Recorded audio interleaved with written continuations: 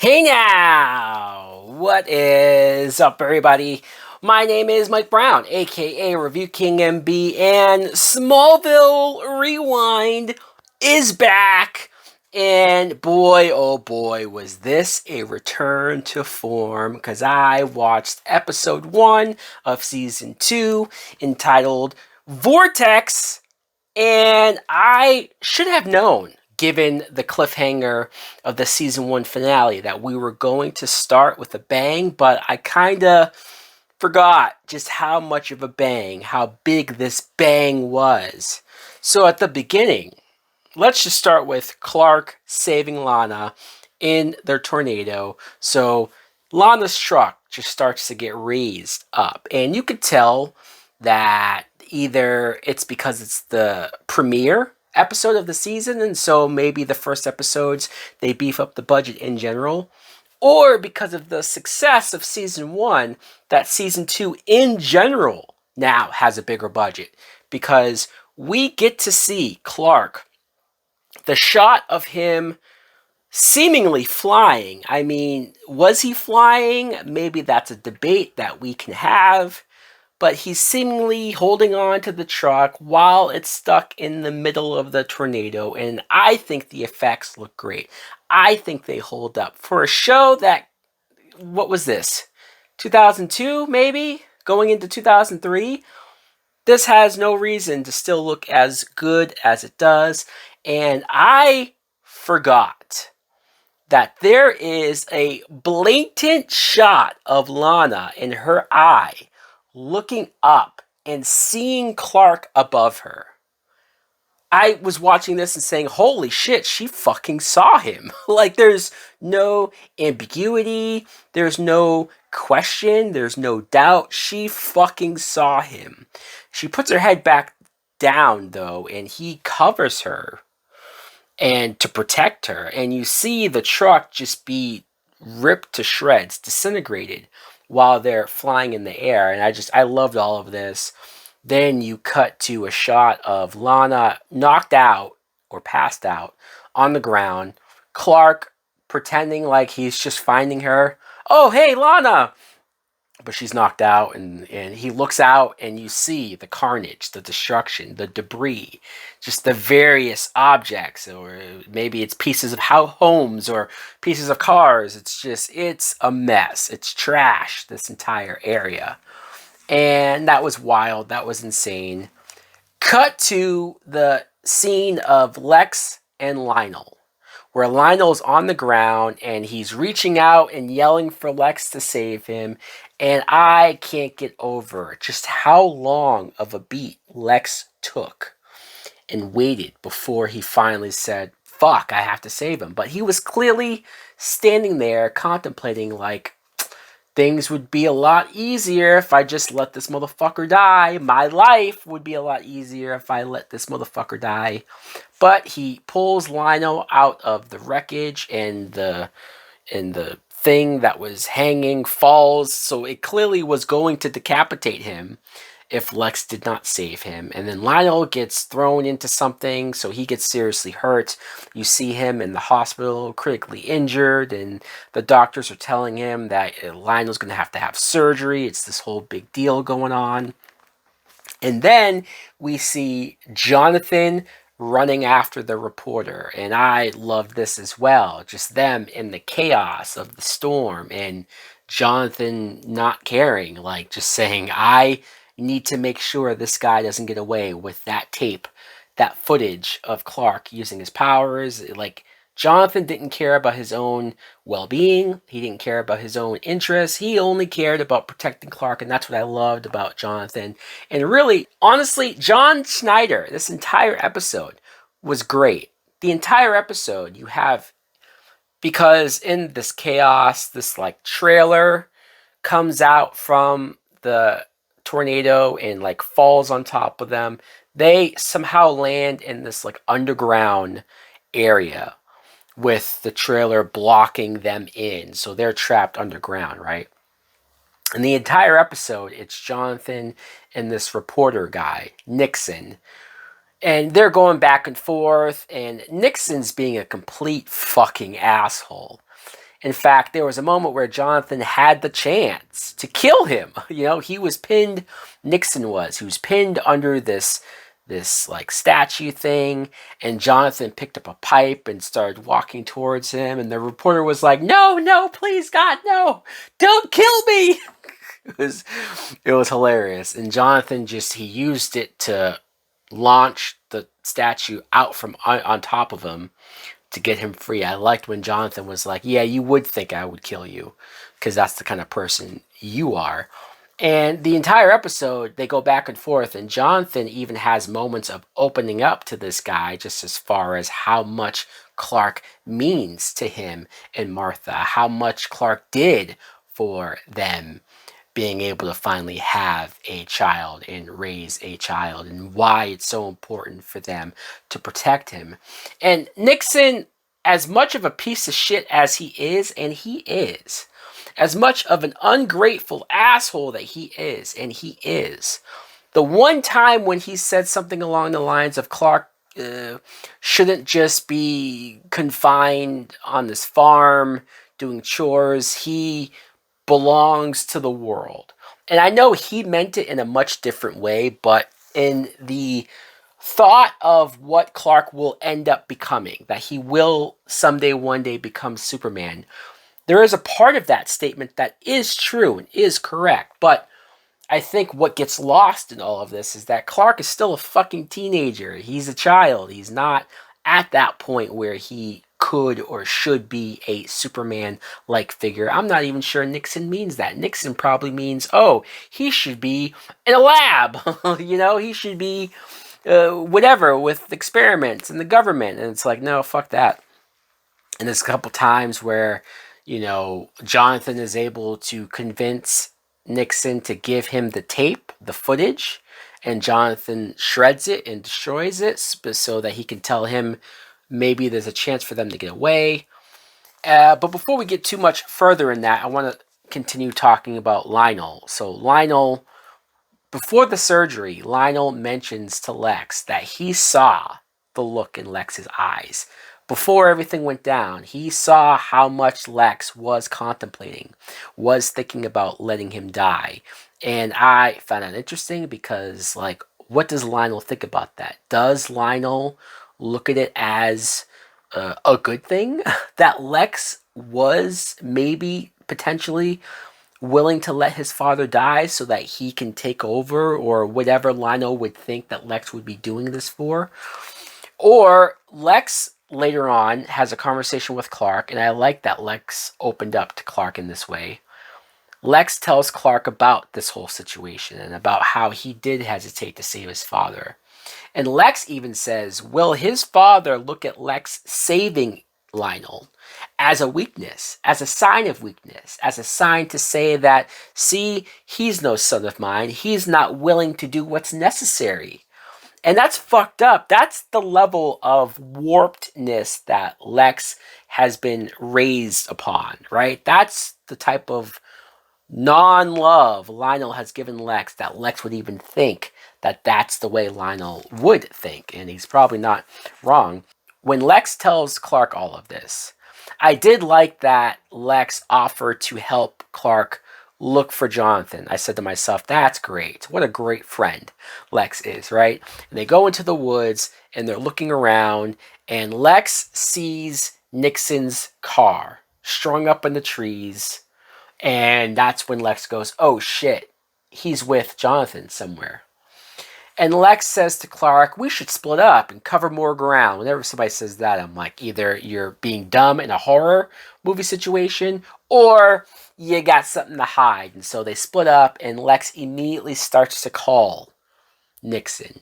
And we see when Nixon gets the phone call and starts yelling out, Lex, Lex, on the phone, Jonathan grabs the phone and smashes it. And I loved when Jonathan said, I would rather rot down here and die before I let you expose Clark's secret to Lex or to anyone else. Again, showing just how serious Jonathan is about Clark, about his secret, about what he's willing to sacrifice for himself. It was great. Great stuff.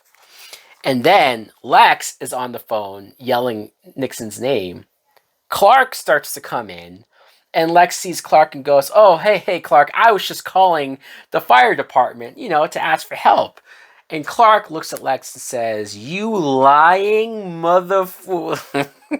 Okay, this is WB. He didn't say that, but he said, "You're lying. I heard you. You were calling Nixon." "I caught you in a lie, Lex." And Lex is like, "Oh, oops." And at that point, I was like, "Oh, fuck, Lex." Like, I wanted to trust you. I wanted to run with you, ride with you. I wanted to think that you are here for good intentions. But this looks bad. This looks really bad. If I was Clark, I would not trust Lex at this point ever again, because that's super shady as fuck. Now, later on, Lex does try to explain to Clark, "Hey, look, Clark, I did know that Nixon was doing what he was doing, but I didn't tell you because I told him to stay away from you guys. Clearly, I found out that he chose not to do that, that he was still pursuing you, and I didn't want to alarm you until I knew for sure what was going on." Goddamn, Lex is a good liar.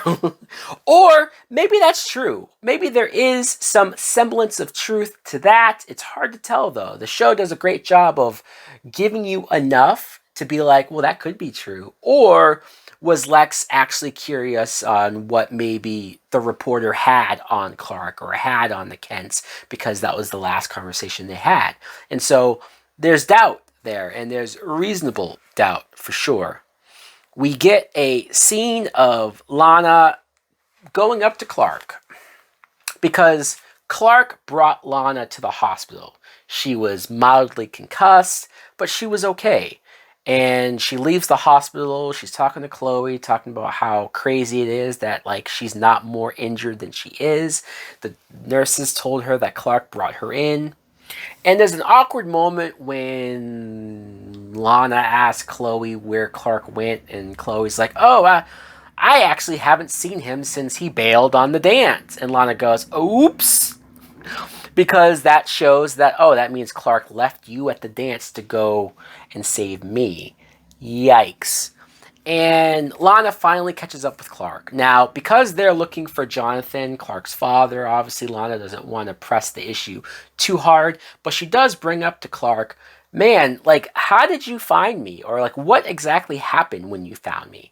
And Clark's just like, "Oh, well, I just found you in the middle of the field. And, luckily you weren't hurt, or you weren't badly hurt."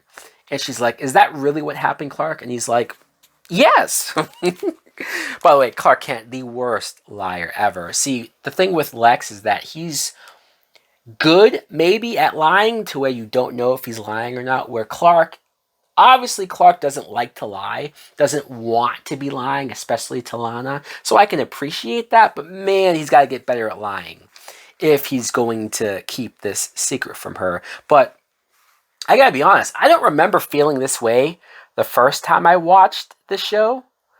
Rewatching this now and rewatching this particular situation with Lana questioning Clark, I felt bad for Lana. I felt really bad for Lana, especially because you see that Lana saw, right? Like, Lana's probably thinking, "I'm not fucking crazy here. I saw you." And the fact that Clark isn't telling her, like, I get that Clark, I get why he's not telling her. I get the whole thing of the secret. It's important, and, like, it put you in danger. That's the whole thing with Peter Parker and Mary Jane, right? In the Sam Raimi Spider-Man movies. Like, that, there is good reason to it, but maybe it's just me being the immature 16-year-old that I was, that there's no fucking way that if my crush, or as Clark would say, the love of his life at this point, Lana Lang, was talking to him like this, and it was basically his chance to finally spill his guts. Like, I'm not sure I'd be good enough or brave enough to hold that up, to maintain that lie or maintain that wall. It reminds me in the first season when Clark decided not to kiss Lana. He actually brought up Whitney, her boyfriend, when he could have just had Lana right there and right now. But no, he's a much better man than me. And there you go. Now, Martha tells Lana this story, and I loved how they wrapped this around to the first episode of the first season, because I almost forgot completely about this. where in the original meteor shower, before it happened, Martha and Jonathan went to that flower shop, and little girl Lana was there in her princess outfit, and she had her whatever and her crown, and she did this thing where she like granted Martha a wish, and Martha told her that her wish was because they couldn't have kids, that she wanted kids. And obviously, she didn't mention that, like, and then a spaceship arrived and there was Clark. But she said not long after the meteor shower, Clark came into our lives. And so she basically credited Lana's wishing thing as, like, you brought Clark to us. And, like, I know obviously she doesn't believe that, but it was a nice thing to say to Lana. It was nice that Lana didn't remember it, and Lana felt like she appreciated hearing that as well. Especially because Lana's probably having whatever weird feelings that she's having for Clark, and having that all be tied in was nice. Chloe goes up to Clark. This kind of made me go, what? Chloe, what are you doing here? So Chloe goes up to Clark while they're in the middle of looking for Jonathan. And yes, not good timing for sure, but I get it as well. You want to address the elephant in the room. And actually, Clark says that, hey, I want to apologize for leaving you at the dance. And Chloe says, you know what? You saved Lana. I think that's a pass, right? Like, you actually did something good. I'm not going to be mad about it. And Clark says, well, I want to make up for it. What can I do to make up for it? Take you out, whatever. And Chloe shocked the hell out of me, where she said, you know what, Clark, we should just be friends. I think that's what's best. Being something more would just complicate things and blah, blah, blah. And I'm sitting here going like, Chloe Sullivan is turning down Clark Kent? Huh? Huh? What? Even Clark was like, oh, well, fuck me. At least that's the read he had on his face, where he was like, damn. All right, I just got turned down by Chloe Sullivan. All right, yeah, sure, cool, yeah, friends it is. And then he walks away, and then Chloe starts to cry. And I'm like, get the fuck out of here. And then Pete walks in, and Pete says what's wrong, and she basically says, in so many words, that she threw out the friend card as a self-defense mechanism, which I understand. When you're in high school, especially 16 years old, you're going to say you're going to go about your feelings in dumb ways when you probably should have just been upfront from the start. That would have been the easiest route to go. But she says, I threw out the friend card to basically see Clark's reaction, and Clark reaffirmed that we're friends. When Clark probably didn't realize what you were doing, the mind games, the double whatever, and he just went along with what you said. So Chloe self-sabotaged herself. That is reinforced at the end of the episode when she's deleting photos of them at the dance, although I think she cancels deleting them, so maybe she doesn't delete them, which shows that her feelings are, in fact, that strong. So Clark finds where Jonathan and the reporter are. Like, he figures out that there was lead, so that's why he couldn't see it earlier, but he goes back there, he finds them, and he gets... when he goes down there, there's kryptonite down there, because, of course, kryptonite is everywhere in Smallville. Smallville is littered with kryptonite. So Clark gets weak. Nixon takes advantage of this, and he starts to grab Clark and drag him out of there, because he figures, I don't need the footage. I can just bring Clark in his current beaten state. Where? I don't know, to the newspaper place? Or I don't know where he was taking him or where they were going. Jonathan gets out, and he starts fighting with Nixon. Once again, Jonathan just being the badass that he is. Awesome. But Nixon gets the upper hand, and he actually looks like he's about to kill Jonathan. He even says, I'm willing to do what you weren't willing to do, Jonathan. And that's kill for what I want. And then, boom, you hear a gunshot. And you're like, who was that?